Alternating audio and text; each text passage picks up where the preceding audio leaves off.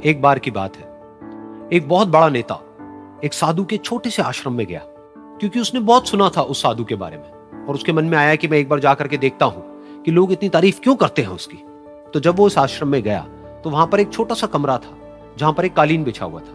वहां पर कुछ लोग बैठे हुए थे नीचे, और साधु जी सामने बैठे हुए थे। कुछ सवाल जवाब चल रहा था। तो जैसे ही वो अंदर गया, वो अकेला नहीं था, उसके साथ में 4 बॉडीगार्ड्स भी थे, और उसको ये आदत थी कि जहां पर भी वो जाता था, लोग अपनी जगह से खड़े हो जाते थे, उसकी तरफ देखते थे, हाथ जोड़ते थे, अपना सर झुकाते थे। लेकिन यहां पर ऐसा कुछ भी नहीं हुआ। साधु ने उसकी तरफ देखा तक नहीं, क्योंकि वो साधु किसी के सवाल का जवाब दे रहे थे। लेकिन नेता को इस बात पे गुस्सा आ गया। नेता को लगा कि ये मेरी बेइज्जती है।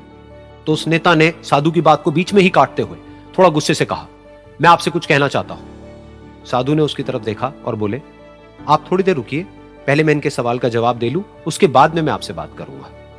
तब तक अगर आप चाहें तो आप बैठ सकते हैं। बस साधु का इतना कहने की देर थी। नेता का चेहरा गुस्से से लाल हो गया, और फिर उसने अपना सारा गुस्सा उस साधु के ऊपर निकाल दिया। अभी तक वो नेता बहुत ही तमीज से बात कर रहा था, यानी कि आप कह करके बात कर रहा था। अब वो तू तड़ाक पे उतर आया। नेता ने उस साधु को कहा, तुझे पता भी है मैं कौन हूं और तू किससे बात कर रहा है? साधु ने उसकी तरफ देखा और कहा, मुझे इससे कोई फर्क नहीं पड़ता कि आप कौन हैं, लेकिन आप जो कोई भी हैं, अगर आप चाहते हैं कि मैं आपके सवाल का जवाब दूं या आपसे बात करूं, तो आपको कुछ देर रुकना होगा। और साधु के ये कहते ही नेता गुस्से से पागल हो गया, और वहीं सबके सामने चीखने चिल्लाने लग गया, अब मैं तुझे तेरी असली औकात दिखाऊंगा। तूने मुझसे पंगा लेकर के ठीक नहीं किया है। तुझे पता भी है मैं तेरे बारे में क्या सोचता हूं। साधु ने फिर से उसकी तरफ देखा और बड़े ही प्रेम से कहा कि मुझे इससे कोई फर्क नहीं पड़ता है कि आप मेरे बारे में क्या सोचते हैं। आप जो चाहे वो मेरे बारे में सोच सकते हैं। फिर उस नेता ने बोला कि तू चाहे सुनना चाहता है या नहीं, लेकिन मैं तुझे बताऊंगा यही सबके सामने कि मैं तेरे बारे में क्या सोचता हूं। तू एक बहुत ही घटिया इंसान है। तू कोई साधु नहीं है, तू एक ढोंगी है, पाखंडी है, और यहां पर जितने भी लोग बैठे हैं उन सबको बेवकूफ बना रहा है। तेरा बस एक ही मकसद है कि इन लोगों की जेब में जितना भी पैसा है वो सब तेरे पास में आ जाए। तू अपने फायदे के लिए इन लोगों का इस्तेमाल कर रहा है, और अब मैं तुझे नहीं छोड़ने वाला। तेरा पर्दाफाश करके रहूंगा पूरी दुनिया के सामने।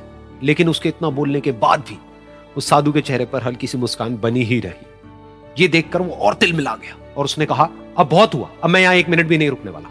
लेकिन अभी भी तेरे पास में मौका है। अगर मुझसे माफी मांगनी है या मुझसे कुछ कहना है तो कह सकता है। इतना सब होने के बाद भी साधु बिल्कुल शांत था, और उनके चेहरे पर एक मुस्कान थी। उन्होंने अपनी आंखें बंद कर ली। फिर साधु ने अपनी आंखें खोली, हाथ जोड़े और कहा कि मुझे आपसे कोई गिला शिकवा नहीं है। मेरे मन में आपके लिए कोई भी गलत ख्याल नहीं है। जो भी आपने मेरे बारे में कहा वो आपकी अपनी सोच थी, तो मुझे आप में कोई भी बुराई नजर नहीं आती है। मुझे आप एक बहुत ही भले इंसान लगते हैं। और साधु के इतना कहते ही नेताजी का दिमाग 7वें आसमान पर पहुंच गया। उनके चेहरे पर एक अजीब सी खुशी थी, क्योंकि उस साधु ने वो ही कहा जो बाकी सब लोग उस नेता को कहते हैं। और वो खुशी खुशी उस आश्रम से अपने घर की तरफ चला गया, और जा करके अपने पिताजी के साथ में बैठ गया।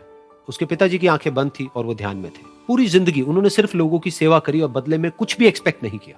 तो थोड़ी देर बाद जब उन्होंने अपनी आंखें खोली और देखा अपने बेटे को अपने साथ बैठे हुए, तो उनके बेटे के चेहरे पर आज एक अजीब सी खुशी थी, जो आज से पहले उन्होंने कभी नहीं देखी थी। फिर उसने एक एक करके सब कुछ बताया कि आज क्या हुआ, किस तरह से वो आश्रम गया, वहां पर क्या हुआ, उसने क्या कहा, उन्होंने क्या कहा।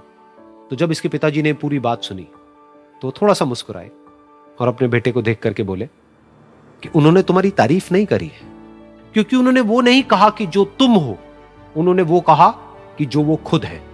और तुमने जो भी कुछ उनको कहा वो नहीं कहा कि जो वो है, बल्कि तुमने वो कहा जो तुम खुद हो। यही बात वेदों में भी कही गई है, यथा दृष्टि तथा सृष्टि। ये दुनिया तुम्हें वैसी नहीं दिखती है जैसी कि ये दुनिया है। ये दुनिया तुम्हें वैसी दिखती है जैसे तुम खुद हो। जिसकी नजर जैसी है उसके लिए ये दुनिया वैसी ही है। तो अगर तुम अपनी दुनिया को बदलना चाहते हो तो उसका सिर्फ एक तरीका है, अपनी नजर को बदलो।